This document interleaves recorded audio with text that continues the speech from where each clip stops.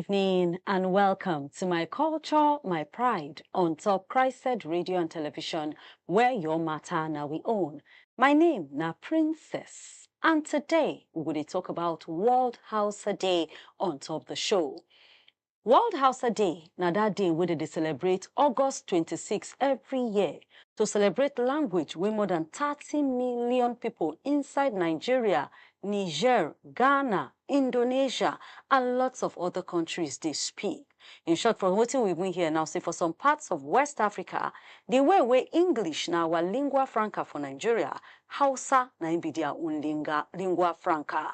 Now, they never officially put on say make we celebrate World Hausa Day, but academicians, people out the world, those ones that wait on social media, that they use this August 26 every year to celebrate World Hausa Day.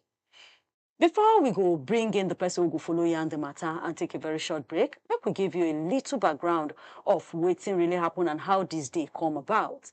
Now, Tory person for BBC Hausa Service, Abdulbaki Aliyu Jari, now start to celebrate World Hausa Day on August 26 in the year 2015, making it 10 years now. And the idea now to promote the Hausa language, to use this language online, and also increase the awareness on top the history, the challenges, the importance, and the achievements of the Hausa language. In a word, Jari been suggest say those ones that we go take celebrate this day, make them use the Hausa language for their social media, either to post all this adage or wise sayings, or bring up new Hausa words so that it go take work for ideas and technology. And say those ones will participate in the celebration, make them share pictures of the Hausa traditions and culture. I'm not alone on top of the show for this matter. I get a wonderful man, a historian, person who know history. Where we say go follow us to talk more about this celebration. I beg, make all of us join hands together. Make we welcome Muhammad Fatu Mustafa, who be historian and Sabiman on top media work. Oga Muhammad, welcome to the show. Thank you. You are welcome. All right. So you don't say the person that will follow talk. Sharp, make we take a very short break. When we come back, we will jump straight into the matter for ground. No go anywhere, we dey come back now.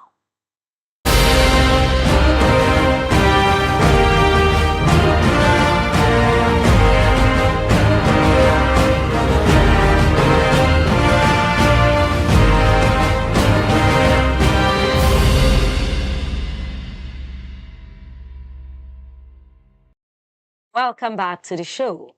If you watch us live on top our YouTube and even our Facebook at Christed Radio TV, happy World Hausa Day to all the Hausa-speaking countries and people today.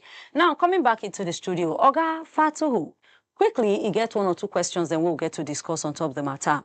Now, in the course of my research, like I even first talk, they say a lot of countries and a lot of people, they speak this language. You fit, first of all, give us a little background history on top of the Hausa language and this talk of, say, plenty countries, they speak how it come about. The Hausa language, as you know it, there are so many arguments in relation with the origin of Hausa language, how it all started. There is a popular perspective that it belongs to Congo-Chadic group of language, which include Ashanti, will include Swahili, and some of them. So because they have the same roots. Mm-hmm. There is another argument that originally Hausa was the outcome of classical Arabic. Those who are arguing from that perspective, they pointed to the fact that the Hausa pronoun largely, they are the same with that of Arabic. For example, Kitabaka, his book, but Kitabaka, littafinka. So the ka, which identify the possession, is the same thing in Arabic and Hausa. Kitabuhu, littafinsu, their books. The who and the su is rather the same. And also there is another angle, Kitabaki, littafinki, her books.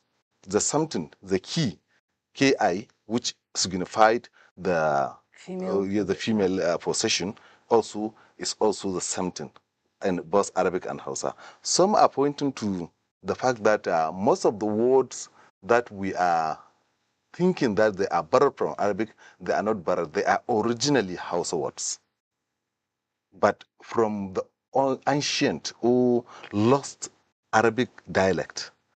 That's why you find a lot of Arabic words. For example, if you said the space or the sky or above us, on top of us, it is Arabic, sama, sama'u.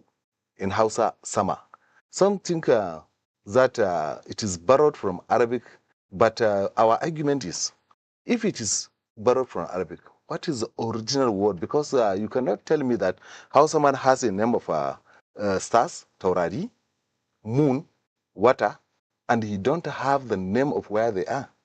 It is not possible. So there is that argument also. There is another argument that it originated from Ethiopia since pre-Christian Ethiopian era.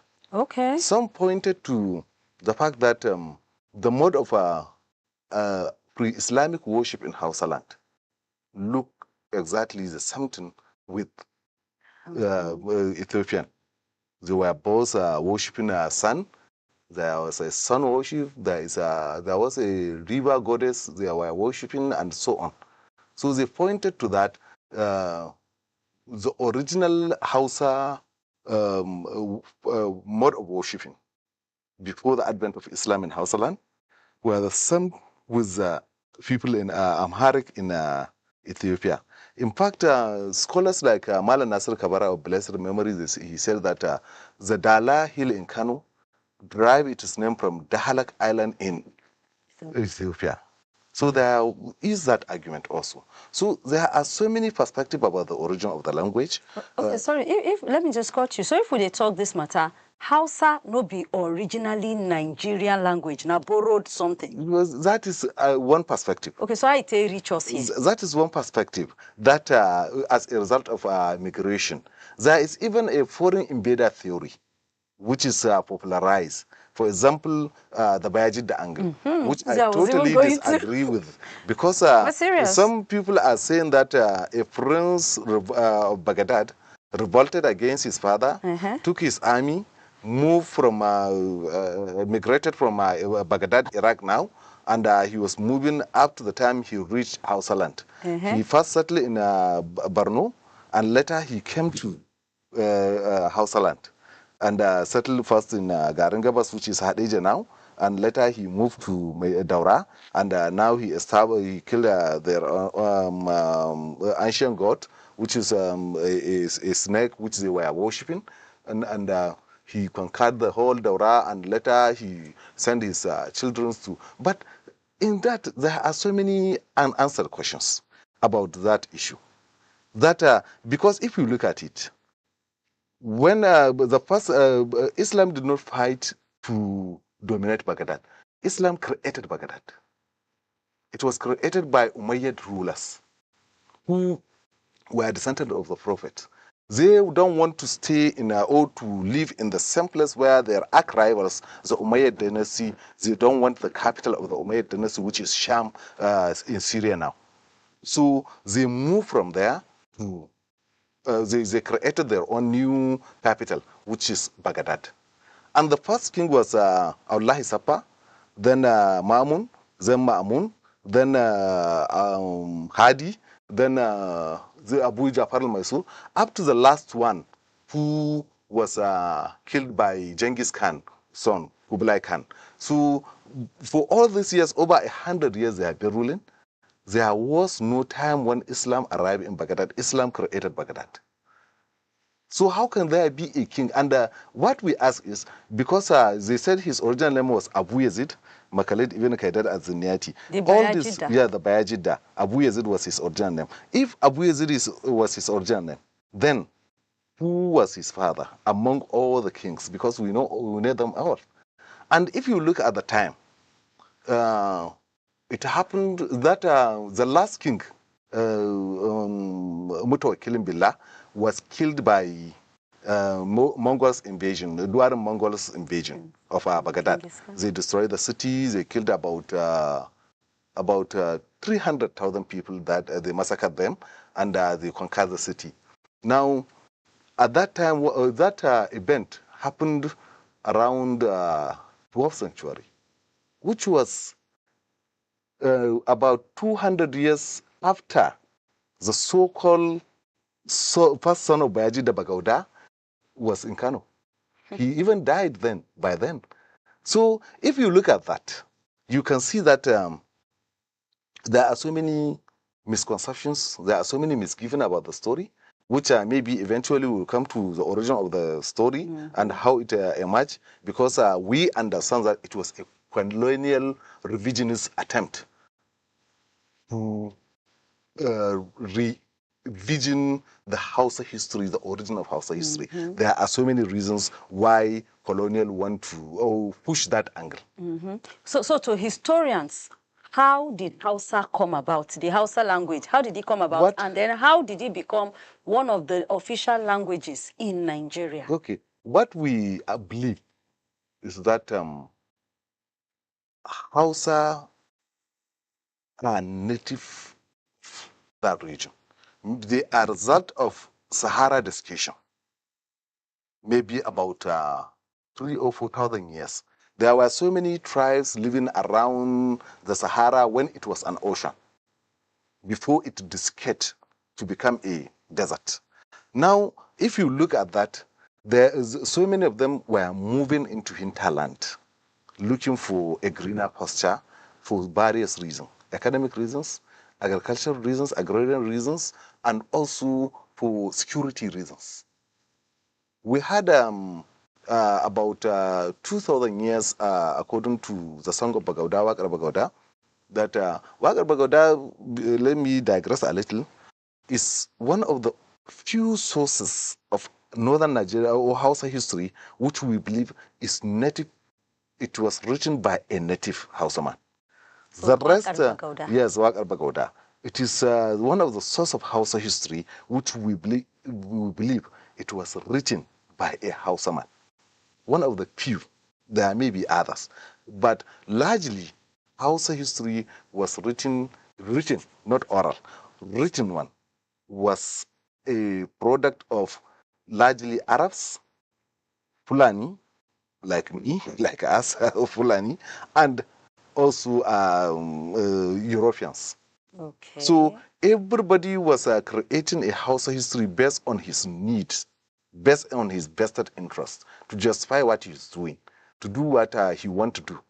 So there were so many times when foreign clan or foreign tribes overallowed themselves over Hausa, like the Bayaji, the legend. I have no doubt there was a time when Daura was the most powerful Hausa state. I have no doubt about that. But the question is, if you said somebody in Daura appointed somebody to come and rule Kano at that time, where according to history it was 999, that was when Bagoda came to Kano. For example, when Guguma was sent to Katsina, when whoever was sent to Zaria, and so on. Now the question is, which Kano? Kano was just a shrine 1,000 years ago, was not a city. The city was Santolo. Kano was just a shrine, it is just a collection of, it's a worship center. It was a sacred land. There are virgin worshippers who are in Bompai, on top of Bompai Mount Hill. There are some Burbura Mount worshippers who are spirit worshippers who are worshipping the spirit of the Burbura there. There are there is a certain water goddess they were worshipping in Jakara, and so on. So it's a collection of so many, what do you call it?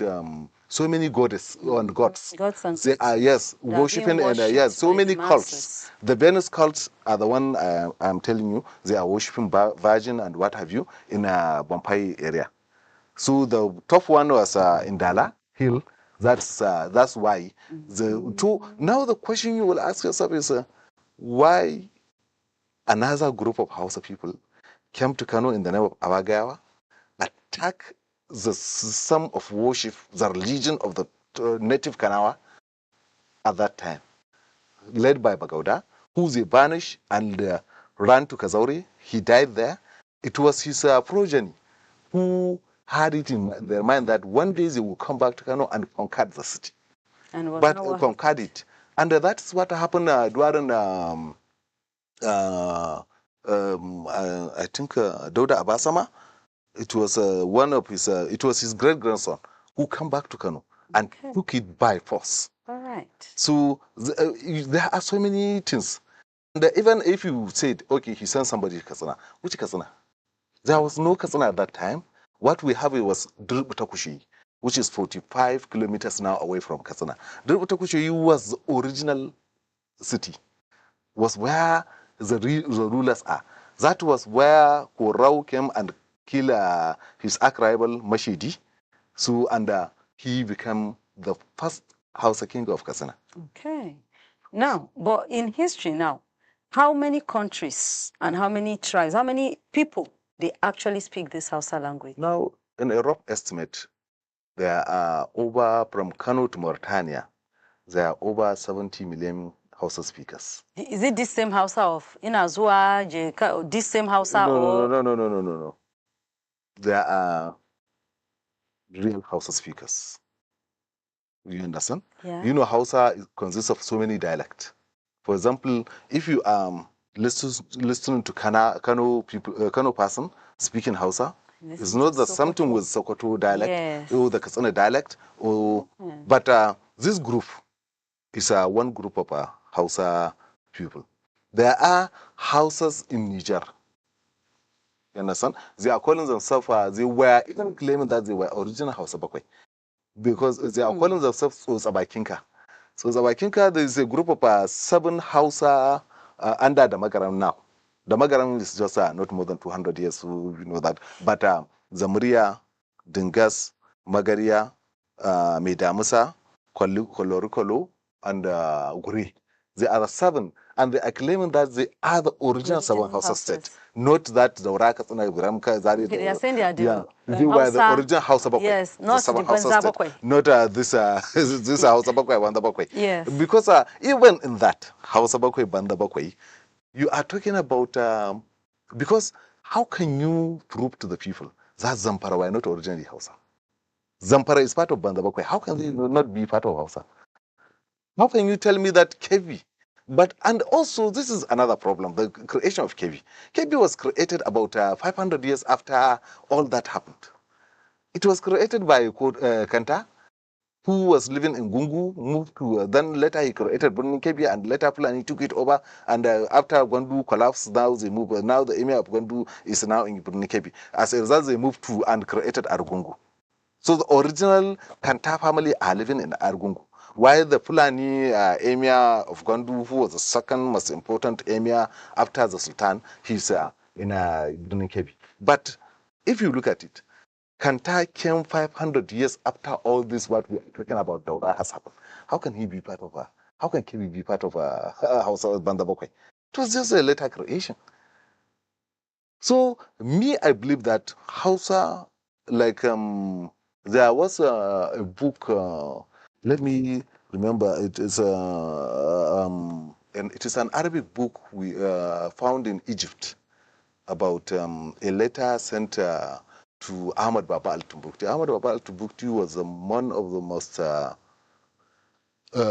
knowledgeable scholars in Africa then, about 500 years ago or 600 years ago. Ahmad Baba was a repository of knowledge, and his great-grandfather living in Katsina and Kano was Umar al-Aqid. Umar al-Aqid is what Katsina call Walid and Takuma. Okay. Yeah, he was a chief judge in Kano, and later he moved to Katsina, and he came from Timbuktu. So Ahmad Baba was his grandson, and he has that knowledge.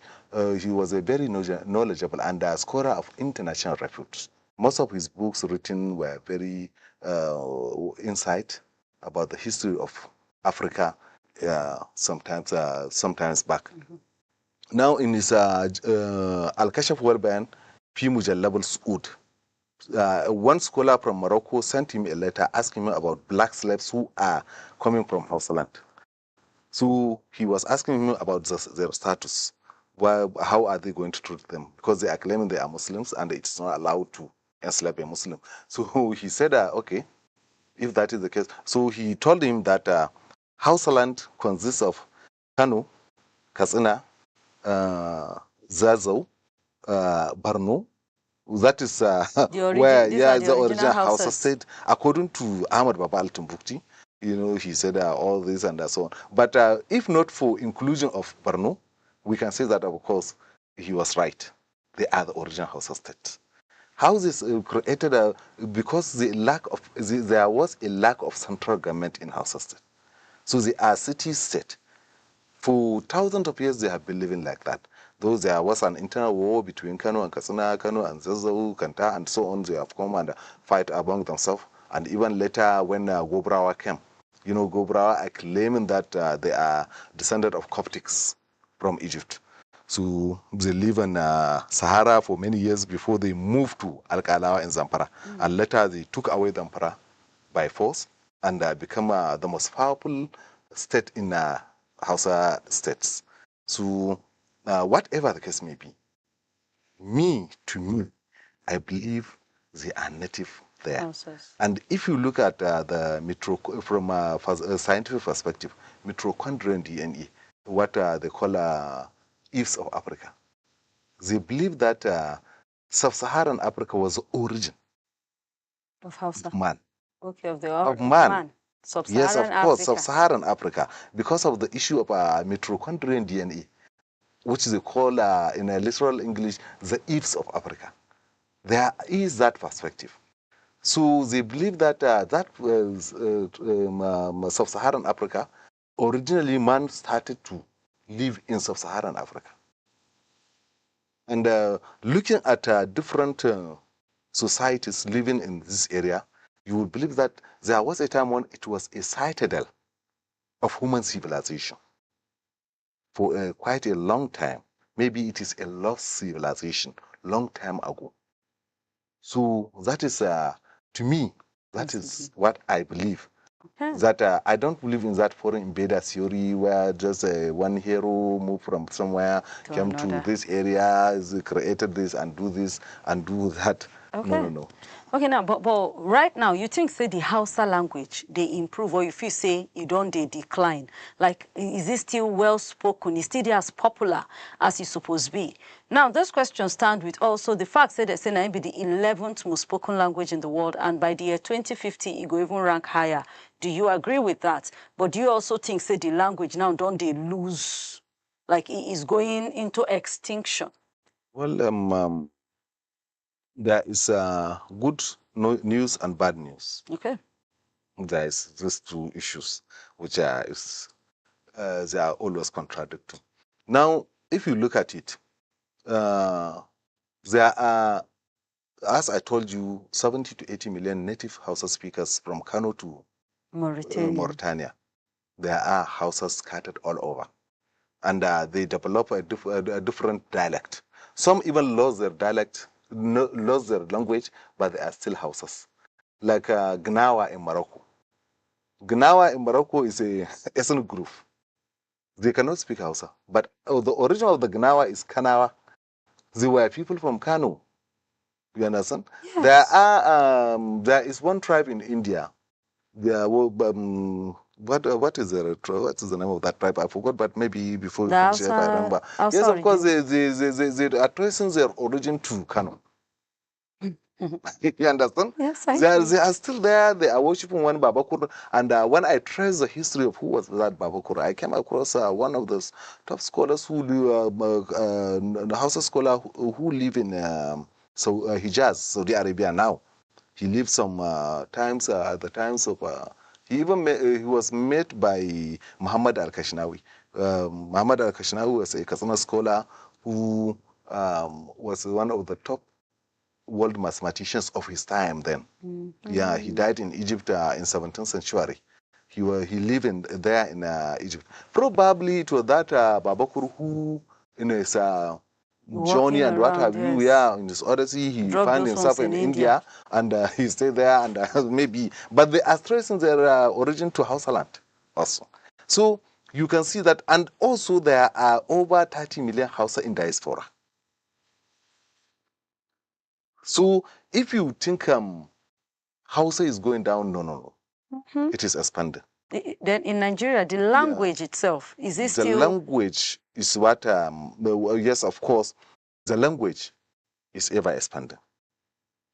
Many of our children today, they can speak Hausa, but one thing which is disturbing is many of them cannot write Hausa, cannot read Hausa, but they can speak it because it is their parent language. It is the language they are instructed in their early life, and even their religion, because predominantly Hausa are Muslims. So when they started education, Islamic education, it is through Hausa language. Yeah. So even in our churches, almost all the northern churches, if not in Benue and some part of Kogi, they are using Hausa language as a language of instruction. True. So when missionaries like Mila, like Bajari, like Togwell, and many of them came, they understand that Hausa, when it comes to Hausa man, when it comes to language, he's very conservative. He's very conservative as far as language is concerned. So they understand that the best way is to go back and learn Hausa. Learn how to speak Hausa and come back. And even it is part of the colonial policy that you cannot work in northern Nigeria unless you have it, you learn Hausa for 1 year. So that's why they opened a department in School of Oriental and African Studies, which is still working, that where they are teaching colonial officers Hausa. That was then, and it is still there. And if you look at number of universities world over teaching Hausa language, including Harvard, including Oxford, including Hausa Cambridge, language, yes, they are teaching Hausa language. And they have big scholars. Think about scholars like Ruzer Shush, scholars like Graham Farnis, who are in a School of Oriental and African Studies, University of London. So scholars like in Germany, also University of Cologne, also they have Hausa department. Is it just to digress, is it just for the Hausa language or for even other of our languages in Nigeria? No, it is Hausa Department of Hausa language. So meaning Hausa not be just in a Nigerian language, it actually translated and it is very, very important in other places. Since even before the advent of colonialism, Hausa has been an international language. Because Hausa man is a conservative when it comes to language. He don't, he hardly forgo his language. So if you want to communicate or deal with him in his own language. That's why you can see that even when currency was introduced in northern Nigeria, they have to include Hausa. That's why even when Islam came, despite how conservative he is as far as religion is concerned, he believes Islam is his religion, but they have to introduce Ajami, which is Arabic in Hausa. So you can see that it is Arabic writing, but it is Hausa. Translated. Yeah. So most of this happened. Even when in 1930s, when colonial government decided to start creating Hausa, modern Hausa literature, they understand that if they bring Western novels, people will not read. So what is best to do is to introduce Hausa novels, but in English novel in Hausa. So that's how they come. Out of over 38 stories in Magana Jari, which was beginning, was the first. Yeah, no, Ruambagaja was the first, but even Ruambagaja was an Arabic, was an Arabic Makamat al-Hariri. Yes. He translated it to Ruambagaja. Oh. You understand? The other was time when Stanislaw was a professor in university. Is a professor in University of Warsaw, Poland. He did his PhD on Magana Jari, and he traced the stories. Out of the over 30-something stories collected in that volume 1 to 3, about 30 translation from other books.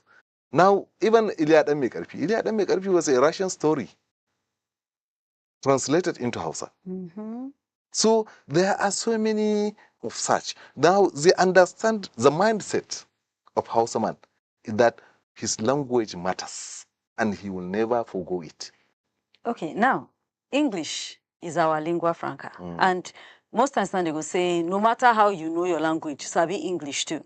So do you think this idea of make you sabi English, globalization of the English language, it gets any effects on the Hausa language relevance? And do you think, like, let's talk present generation now. You get like you're talking, yes, conservative, everybody knows it, to talk with Hausa person, know their language, you can get much from them. Still stand up to today? Or is the fact of civilization, social media, reducing that pureness, you know, of the Hausa language? That is one thing about how Hausa survive, because it always adapts with changing times. That is one thing about it. Once you bring something to Hausa man, or a new idea or a new language, he will look at the way that he will Hausanize it. That is it. For example, listen to most of these Indian songs, which are popular among Hausas. What a typical Hausaman is saying is totally different from what Indian is saying. He is saying it based on his language. You understand? The one example is Don. You know Don? Yeah. Don, Amita Bachchan, Yeah, Zinat Aman, and Bachchan, what have and you. then Yeah, Shah Rukh Khan. there is one that, not the Shah Rukh Khan Okay, one. the Amita Bachchan own. one. Okay. Yeah, you know, it was very popular in Hausa land, Yes, in when Hausa we're cinema. much younger. Yeah, in Yes, Hausa cinema yes. and so on. There is that song Mehudon. Yes, Mehudan, Yeah. Mehudan, Now, Mehu, ask Mehu, a Mehu, typical Mehudan. Hausa man, what is he saying? He will say that Hari Kichi Banu. You understand? Yes. But what he's saying is Are Diwanu. Are Diwanu. Not Hari Kichi Banu. But someone is that is what he's saying. Sometimes you will even translate it into Hausa, whether it is a real translation, it is just based on his what he understands. You understand? Yes. So that is one thing about Hausa man. Now, when, for example, let me give you some words. Please, Why Hausa survive?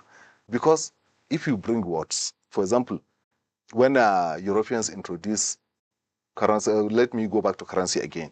When he introduced currency, that currency, he came with a fence, sixpence. Okay, Sixpence. Sixpence. Yes. This is what Hausa man calls Sisi. Oh. Sisi is sixpence. That's what Hausa man calls Sisi. Sile, which is Tankwabo, is what you call shilling. It's shilling. Now Hausa man call it Sile. You understand? When a military is introduced, officer, rather than say officer, he will say Hafsa. That's why you hear about Bank Hafsa Sujuji. Hafsa means officer. Private, he call it Karabiti. Public Service Department, he call it PWD. That is how someone or always you will consume your words, whatever you bring, whatever you think, when you bring it, how someone will find a way that of Hausanizing it. Even if it will go with the some turn everything like carrots. When carrot was introduced, rather than he will not say the T, so he will say carrots. You understand? He don't have lemon. When it was introduced, he just call it lemu. So when cars were introduced, he look at them, give them names, give them all this. So sometimes you will like a tangwil, you call it tangwil. You understand? Yeah. So this is what make house always rich. It adopt and go with the time, because you will not, no matter what, forgo his language. So you think Hausa will never disappear? Yeah, even politically, you can see Western propaganda, Western whatever. they have to, if they want to reach Hausa land, they have to reach them through their language. That's why BBC Hausa was created in London. That's why there is a Voice of America in Washington. That is why there is a Turkish radio in Turkey. Hausa, yeah. Yes. That is why there is a Radio Hausa Beijing, Radio Hausa Moscow, and all this. So you can see that even media propaganda, you cannot do your propaganda in that language. You have to. That's why even if you went to places like Saudi for Hajj, you will see that after Arabic, English, French, then they will write in Hausa. So it is not, even if Hausa will extinct, I doubt much if it will be possible in this millennium. Mm-hmm. Yeah. Okay. Now, may we come to the celebration itself. August 26, World Hausa Day. How come no much noise about it? If not be say, Katsina State, stand up now to talk this one, even bring am for news, say they be celebrating it. But this time, the state government, they involve inside the celebration, they come loud, the matter news come carry am. So and now my organizer, I say, okay, make myself also, talk about why is there no much noise about this celebration? And what be the significance of World Hausa Day actually? Okay.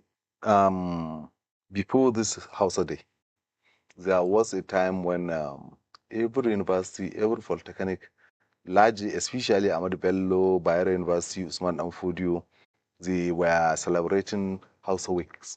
Mm-hmm. Every year, they will celebrate Hausa week. Hausa student of Hausa department will organize it, and our traditional rulers, our musicians, and what have you, they patronize it. In schools? In schools. And even later on, some polytechnics and the colleges of education also joined, they were doing it. So it was recognized then. But to come to the open and be a standalone celebration, it is that Baki who introduced it in 2015. Yes. And since then, it has been celebrated every year. So it is not something new, of course, but now it is in the open. Because I know that when on that occasion, severally, you will see some big musicians like Barmana Chugi, Shata, Dangwero, and so on. They were invited. You will see some big emirs and traditional rulers and others going there to deliver lectures, to attend the occasions and what have you. In the schools? Yes, in the schools, especially Ahmad Bello, Danfodio, and Bayero. These three, of course, I know that it is an annual event. But because of economic factors and what have you, now it has gone down. But now, and also the coming of social media. Also. Yes. So the coming of social media, all the activities move there. And that is where it is mostly celebrated. So it is just the beginning. 2015 to date, you are talking about 10 years. Yes, so a decade of this celebration. And it is only now that some states started to recognize the fact that, of course, there is need.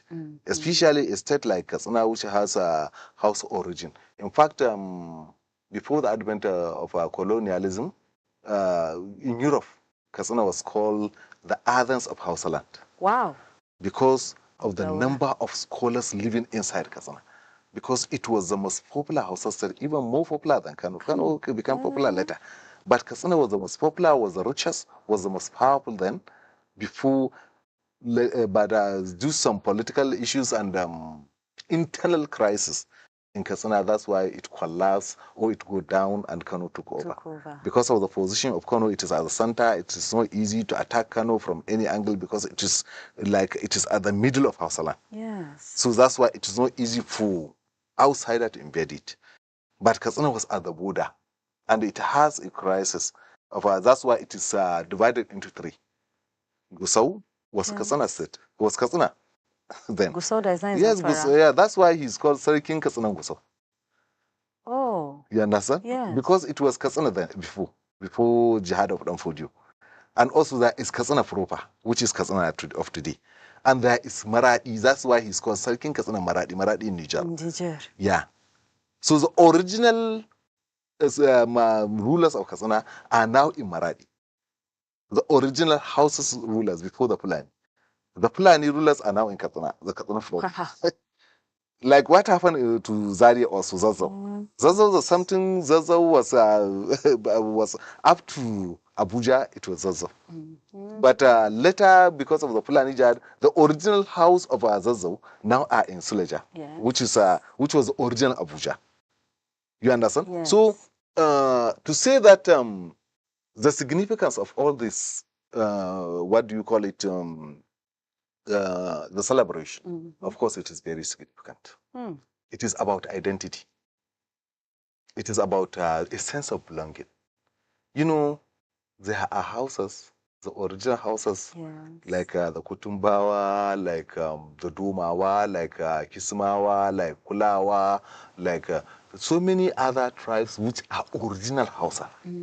But they're all celebrating today. Yes, of course, those who are aware, because that is one issue. That is one of the shortcomings. That awareness. It is a Western-oriented idea. Oh. I'm telling you. That's why if you ask a typical Hausa man or a typical man in the street, that are you aware that this is, I assure you that 70% are not aware. So what can But go to social media, because the middle class are there, so they are all aware. You will see the way they are celebrating, or we are celebrating. Even so you can see that, sincerely speaking, there is much desire to be done in order to make it more conventional, more acceptable, and even official. But as at now, it is loose, it is open, it is for everybody to do. So everybody is doing it as he wish. I don't know if as at now some universities and Polytechnic College of Education also accepted August 26 as World Hausa. Yeah, because it is something that we are battling with, which is the official Hausa. Which is the official Hausa? Is it Kano Hausa? Is it Katsina Hausa? Is it Sokoto Hausa? Is it Zazzau Hausa? So on. I know that there was an attempt in 1962. Samad Bello asked the Sardauna, form a committee to look at which will be the standard Hausa, which will be acceptable. And at the end of it, they said they choose Kano Hausa as a Kano dialect. That's the Hausa because we all understand.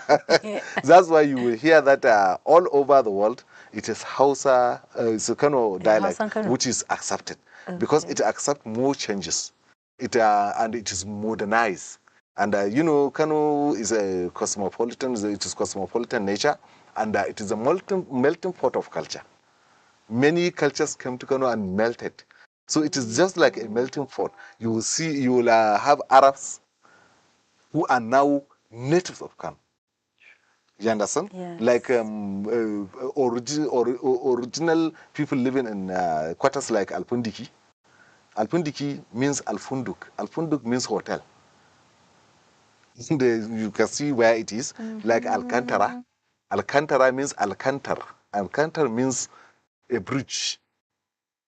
You understand? Yeah. So there are so many such. They are originally, you can see areas like Zango Bari and Malanganari.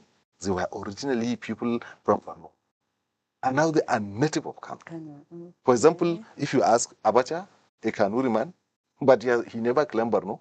He's always claiming Kano because even his father was born in Kano. Like Abdul Samad Ishakara is the Bua, the popular Bua you know of today.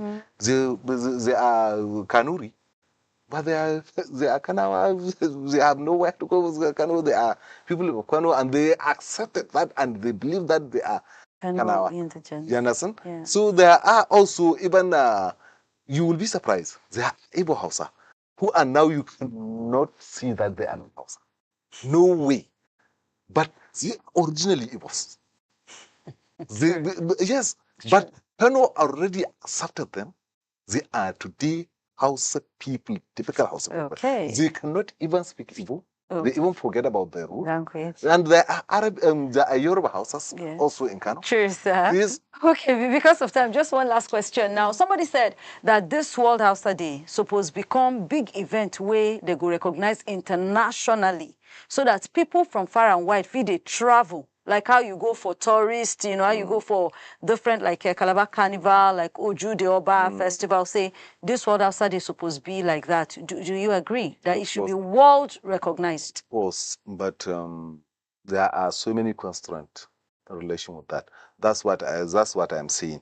That we have to agree that we have an identity and we have a collective responsibility to protect that identity. We have to agree on that.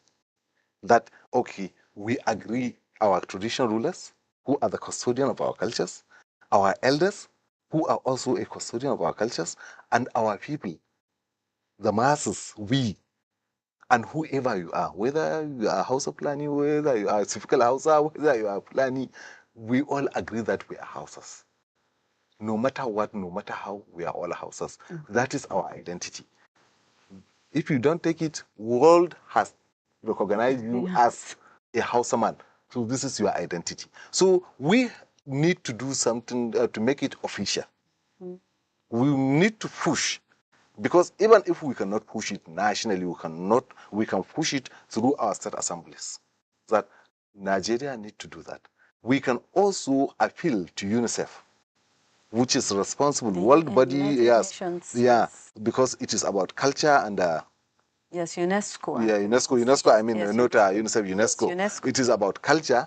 So this Hausa, this is one of the second most popular language in Africa, which is even recognized, because after Swahili, even now some are saying that Hausa has overtaken Swahili as the most recognized language in Africa. Because if you see the way it is recognized world over, and the way it is expanding, and the way it is, you know, it is literary language. Yes. Because since 16th century, no, 15th, they started writing in Hausa, and there were so many books written in Hausa, even in 16th centuries. Yeah. And one funny thing about it is that even at that time, there was a communication between some Hausa scholars in Katsina and some Yoruba scholars there in Ifi, Ile Ifi. Even that time, because we come across a letter written by the Masani to one. In fact, he was the first person who wrote the history of Yoruba as a Harar Yoruba, Pi Akawaru Yoruba. The book is lost now. Nobody can find it, but we find a reference to the book in so many writings, pre-colonial writings. Okay, sorry, you need to, because of time, we need to end up. But final words on World Hausa Day today. Well, what I would say is, I wish them good luck, or I wish us good luck, and I hope that one day it will be recognized not only in our state, not only in Nigeria, but internationally recognized of celebration. Okay. That is my view. That is my our prayer. Thank you so much, Oga Muhammad Fatuhu Mustafa, for this wonderful time. And yes, that's my guest. And our topic today, now World Hausa Day. We talk about the history, we talk about the importance, we talk about the challenges and even the achievements of the Hausa language. I hope so you don't learn a lot from the show today. But if you want to watch this program again, or you want to follow us again, just go for our YouTube and even our Facebook at Christ Said Radio TV, and you'll get the opportunity to rewatch and re-listen to this program. Until we come your way again, make we just say Happy World Hausa Day to all the celebrants, and make we pray, say this one go follow put Nigeria and our wonderful languages for the world map, as we take the ginger other languages, other cultures, and other tribes to follow this example, celebrate their own languages with pride and loudness. My name na Princess Anyana. See you on another episode of My Culture, My Pride. Thank you. So you enjoyed the show with us. Bye for now.